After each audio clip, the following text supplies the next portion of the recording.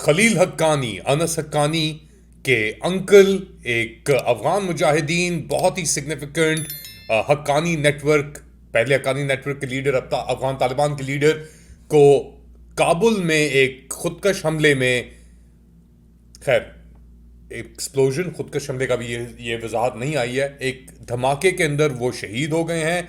और ये थे एक्टिंग रेफ्यूजी मिनिस्टर थे बेसिकली अफगानिस्तान के अंदर, खलील रहमान हक्कानी साहब। और अपने साथ हमेशा ये एक बंदूक लेके चलते थे, मगर ये बहुत ही, मेरे ख्याल से सबसे बड़ा अटैक हुआ ये तालिबान लीडर्स के ऊपर जब से तालिबान हुकूमत आई है 2021 में। अब ये किसने अटैक किया है ये हमें नहीं पता। ये अनस हक्कानी के अंकल भी थे, ये अनस हक्कानी और सिराजुद्दीन हक्कानी जो इस वक्त इंटीरियर मिनिस्टर हैं, पूरी जीडीआई इंटेलिजेंस नेटवर्क उनके अंडर है। काबुल बेसिकली एक तरीके से अनस हक्कानी और सिराजुद्दीन हक्कानी साहब चला रहे हैं।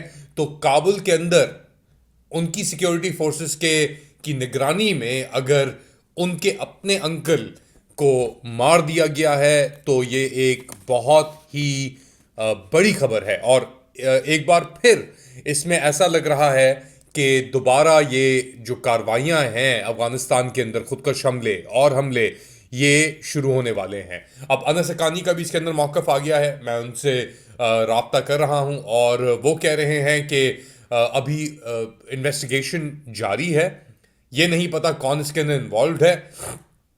मगर लास्ट जो मेजर अटैक हुआ था वो हुआ था 2022 के अंदर, और इंटीरियर मिनिस्ट्री के ऊपर। और वो अटैक बेसिकली क्लेम किया था 2022 वाला भी, और 2023 के अंदर जो अफगानिस्तान की फॉरेन मिनिस्ट्री के बाहर हुआ था अटैक, उन दोनों को दाइश या जो ये Islamic State quote and quote है उसने कबूल किया था।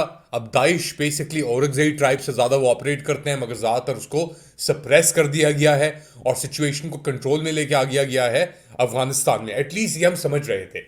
लेकिन अभी सीरिया के अंदर जो कार्रवाई हुई है फॉर एग्जांपल, या पाकिस्तान के अंदर जो एक एंटी अफगान वेव चली हुई है, और पाकिस्तान में जो प्रो अमेरिकन हुकूमत है, और उस प्रो अमेरिकन हुकूमत में एक बार फिर ये चीज़ दोबारा फ्लोट की जा रही है कि जो नॉर्दर्न अलायंस है, अमरुल्ला साले और ऐसे सब लोग, इनको दोबारा सपोर्ट की जाए और इनके साथ दोबारा मुज़ाकरात हों।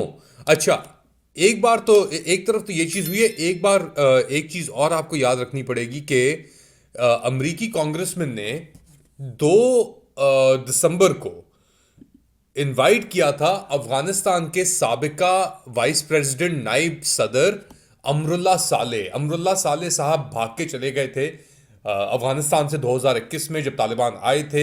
मैं उसको बड़ा क्लोजली फॉलो कर रहा था। तो टिम बर्चेट, एक Republican member of American Congress है या हाउस ऑफ रिप्रेजेंटेटिव्स, इन्होंने अमरुल्ला साले साहब को 2 दिसंबर को, यानी एक हफ्ते से ऊपर इनवाइट किया था। अब अमरुल्ला साले और अहमद मसूद जूनियर ये बेसिकली काम कर रहे हैं फंड रेजिंग के अंदर, ये इन सब चीज़ों के ऊपर कि तालिबान को किसी तरीके से दबाया जाए, और जो नेशनल रेजिस्टेंस या एनआरएफ फ्रंट है जो अफगानिस्तान के अंदर, उसको तरजीह दी जाए और आगे किया जाए। अब साला साहब डायरेक्टली, साहब अमरुल्ला साले डायरेक्टली तो इन्वॉल्व नहीं है इन सब कार्रवाइयों के अंदर, मगर ऑब्वियसली इनकी इनविटेशन और उसके बाद ये सब कार्रवाइयाँ होना एक सिग्निफिकेंट चीज़ है। और एक रिपब्लिकन हुकूमत अब आ रही है डोनाल्ड ट्रंप साहब की, तो ऑब्वियसली अगर रिपब्लिकन इन्हें बुला रहे हैं और ये सब चीज़ें हो रही हैं, तो definitely something is in the mix. फिर ये हमला होना इतने सिग्निफिकेंट सीनियर लीडर के ऊपर और उनको इस तरीके से मारा जाना एक और अलमिया है। अफगानिस्तान में ये हो रहा है। नीचे अगर आ जाए अफगानिस्तान से थोड़ा ईरान के अंदर, तो ईरानी सुप्रीम लीडर आयतुल्ला अली खमेने, इन्होंने पहली बार खुतबा यानी बात की है जो सीरिया के अंदर इनकी हिमायती हुकूमत थी बशार अल असाद साहब की, उसको निकालने पे या उसको ख़त्म होने पे। तो खमैनी साहब कह रहे हैं कि ये जो हुआ है सीरिया के अंदर, इसके पीछे अमेरिका, इजराइल और एक बेनाम मुल्क जो सीरिया के बाजू में ही है। अब वो कौन सा मुल्क हो सकता है? या तो वो जॉर्डन हो सकता है, या वो तुर्की हो सकता है। अगर इतना यानी नाम नहीं लिया उन्होंने तुर्की का, उन्होंने कहा कि जी एक हमसाया मुल्क था सीरिया का, जिससे ये कार्रवाई बुरी शुरू हुई। अब खमैनी साहब के ऊपर बहुत बड़ा एक प्रेशर होगा डेफिनेटली, और वो कह रहे हैं कि जी अमेरिकन जायनिस्ट प्लॉट था और इसके अंदर एक हमसाय मुल्क ने साथ दिया, और उस हमसाय मुल्क का एक बहुत ही साफ शफाफ किरदार था बशार अल अस्साद साहब की हुकूमत को उल्टाने में, और वो किरदार जारी है। अब कौन से ममालिक हैं? जैसे मैंने जिक्र किया, एक तो है इराक, एक इजराइल, जॉर्डन, लेबनान और तुर्की। अब इन सब के बॉर्डर हैं सीरिया के साथ।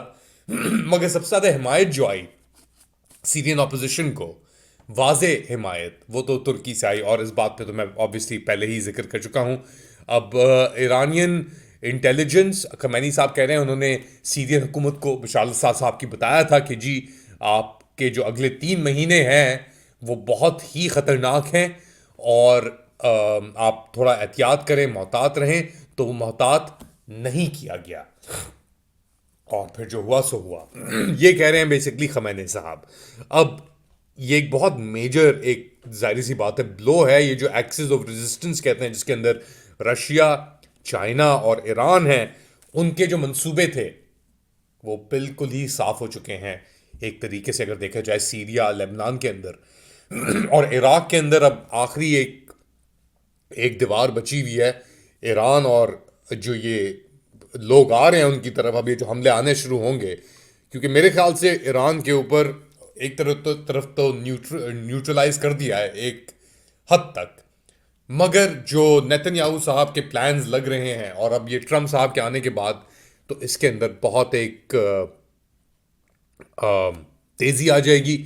मगर इसके साथ साथ खमैनी साहब कह रहे हैं कि जी जो कुछ भी हुआ है इससे हमें शायद इतना, हमारी ताकत कम नहीं होगी, क्योंकि हम हमने अपने आप को पुल बैक किया है, तो हम अपनी पोजीशन को हम कंसोलिडेट करेंगे, और जो कुछ कोई समझ रहा है कि हमारी ताकत कम हो जाएगी, वो बेवकूफ़ है बेसिकली।